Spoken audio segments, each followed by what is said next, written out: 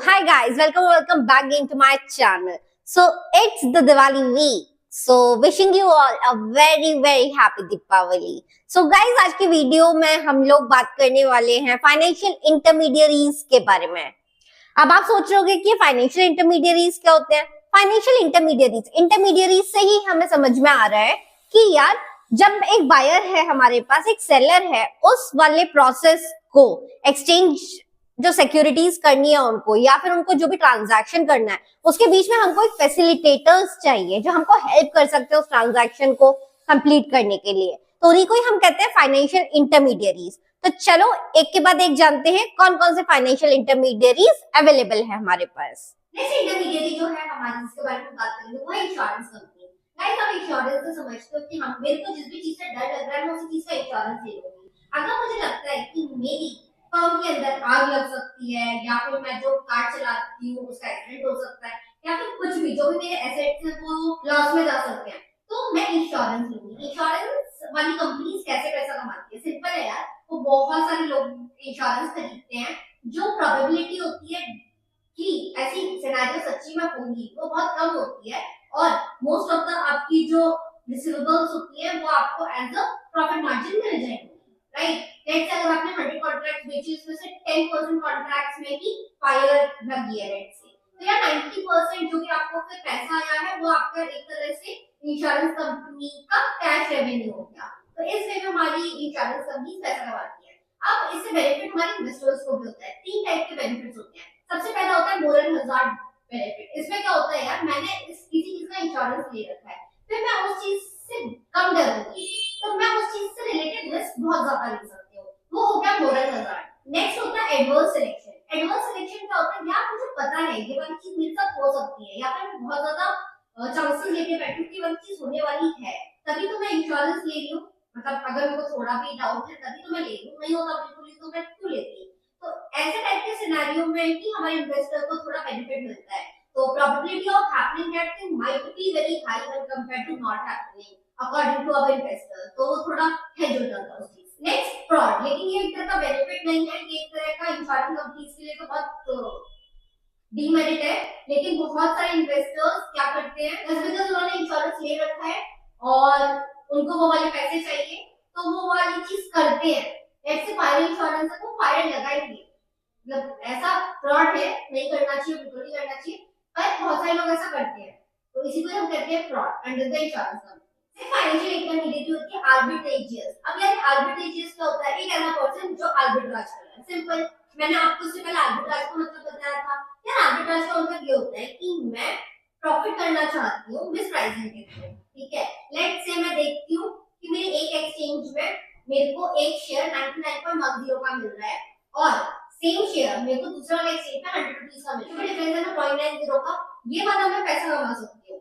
तो मैं ये वाला 0.90 का डिफरेंस से पैसे जो कमाऊंगी वो वाली मेरी आर्बिट्राज इनकम हो गई. ठीक है, तो इस चीज के लिए हमारे आर्बिट्राजियर्स रेडी रहते हैं ऐसी टाइप की अपॉर्चुनिटीज को एग्जिस्ट करवाने के लिए. लेकिन अगर आप देखोगे ऐसे ही अगर डिफरेंस है, तो बहुत सारे लोग जो भी सस्ती सिक्योरिटी है वहां से खरीदेंगे, महंगी वाली जगह पे सेल करेंगे. ऐसे करके हम एक इक्विलिब्रियम पॉइंट पे पहुंच जाएंगे. तो ये वाली चीज ना बहुत लॉन्ग टर्म में नहीं वर्क करती है, बहुत शॉर्ट टर्म के लिए आपको प्रॉफिट लाके दे सकती है. ठीक है, तो ये वाली एक चीज होती है. Arbitrage is actually good in the way कि ये ना मिस प्राइसिंग का जो गैप होता है उसको कम करती है.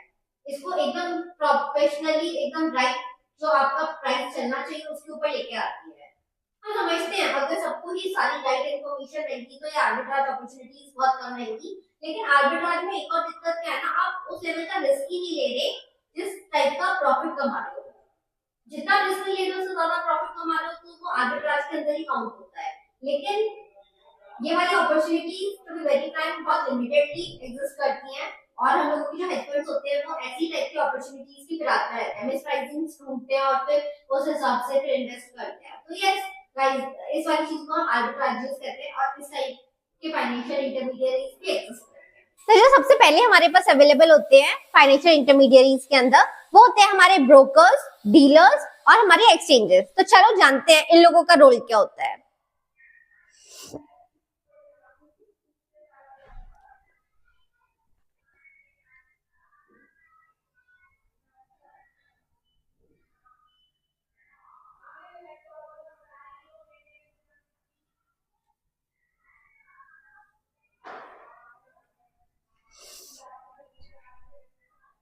सबसे पहले हम बात करते हैं ब्रोकर। सो ब्रोकर हमेशा ट्राई करता है कि वो अपने क्लाइंट को बेस्ट से बेस्ट सर्विस दे सके और कोई भी चीज को बाय या फिर सेल करने में हेल्प कर सके, ठीक है।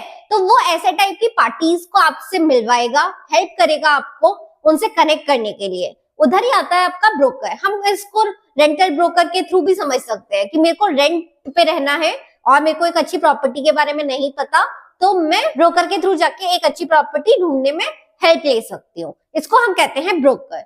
नेक्स्ट हम इधर ही डीलर के बारे में भी बात कर लेते हैं। ब्रोकर और डीलर में क्या अंतर होता है? अभी आपने नोटिस किया वो सिर्फ हेल्प करता है, ठीक है। उसके पास कोई भी चीज की इन्वेंट्री अवेलेबल नहीं रहती हमारे ब्रोकर के पास। वेयर इन डीलर के पास हमेशा इन्वेंट्री अवेलेबल रहती है, ठीक है।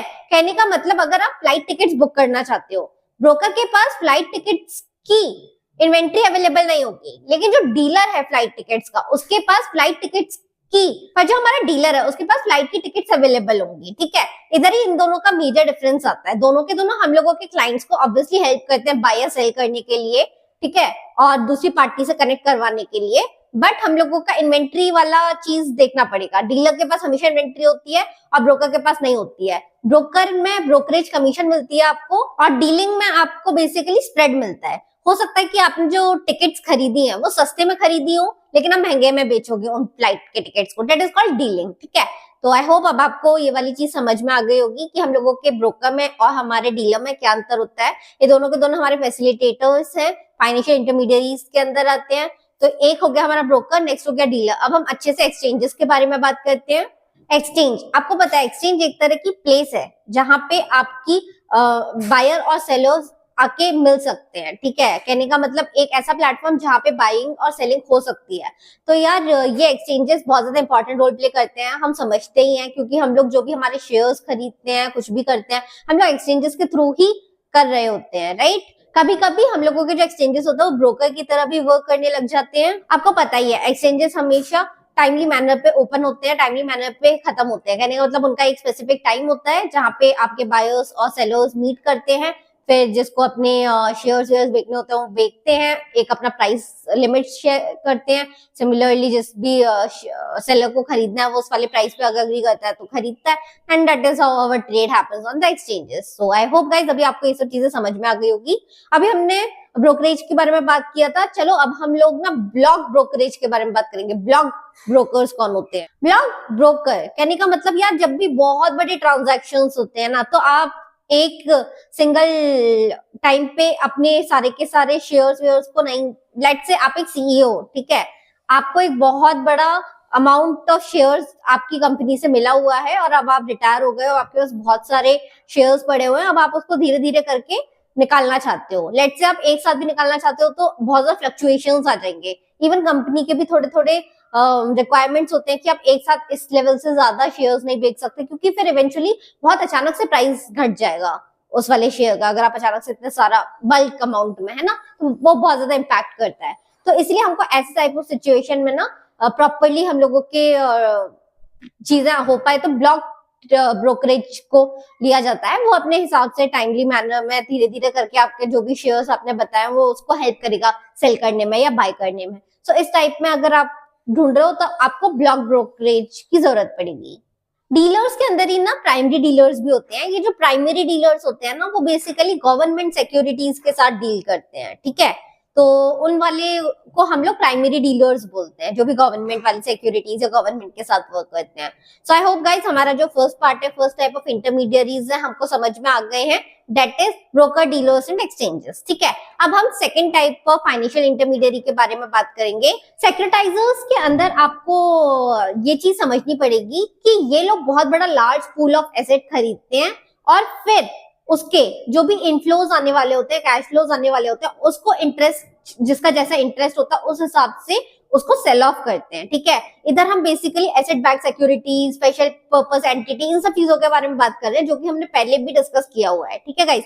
तो उसी वाली चीज को हम सेक्रेटाइजर्स कहते हैं। ये भी हम लोगों की मॉर्गेज सिक्योरिटीज, इन सब चीजों में बहुत ज्यादा हेल्प करते हैं। और अगर ये नहीं होंगे तो बहुत ज्यादा मुश्किल हो जाएगा हमारे लिए एसेट बैक सिक्योरिटीज टाइप की चीजें, जो भी हम लोग क्रेडिट कार्ड का भी हम लोग क्रेडिट लोन्स या फिर कार लोन्स, ये सारे बल्क में एसेट बैक सिक्योरिटीज के थ्रू बनाते हैं, फिर वो बहुत ज्यादा मुश्किल हो जाएगा विदाउट सेक्रेटाइजर्स। तो आई होप आपको सेकंड टाइप ऑफ इंटरमीडियरी जो हमारे सेक्रेटाइजर्स है उनके बारे में भी काफी अच्छा आइडिया हो गया होगा। नहीं आया है तो आप एक बार इन्वेस्टमेंट बैंकिंग वाला जो हम लोगों के वीडियोस है उसको रेफर कर लेना, उधर हम लोगों ने और अच्छे से ये सब चीजें डिस्कस की हुई है, ठीक है।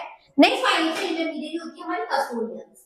सो गाइस कस्टोडियंस हम लोगों के क्लियर हाउसेस होते हैं जो इंटरमीडिएरी की तरह वर्क करते हैं, जो कि आपको एस्क्रो सर्विसेज देते हैं और कॉन्ट्रैक्ट कंप्लीशन की गारंटी मिल जाती है, मार्जिन मिल जाता है ट्रेडर्स को एडिक्वेट कैपिटल के ऊपर, और आपके एग्रीगेट नेट ऑर्डर क्वांटिटी जो भी होते हैं मेंबर्स के वो लिमिट कर दिए जाते हैं। तो आपको ये फायदे होते हैं क्लियर हाउसेस के थ्रू। आपकी काउंटर पार्टी रिस्क एकदम मिनिमाइज हो जाती है, ठीक है।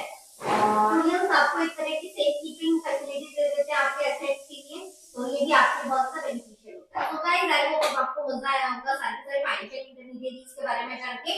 एक और फाइनेंशियल इंटरमीडिएरी होती है हमारी डिपॉजिटरी इंस्टीट्यूशन। अब ये डिपॉजिटरी इंस्टीट्यूशन क्या होता है वो आप एक कमेंट करके बताइए। So I hope guys this video was useful and you guys enjoyed this.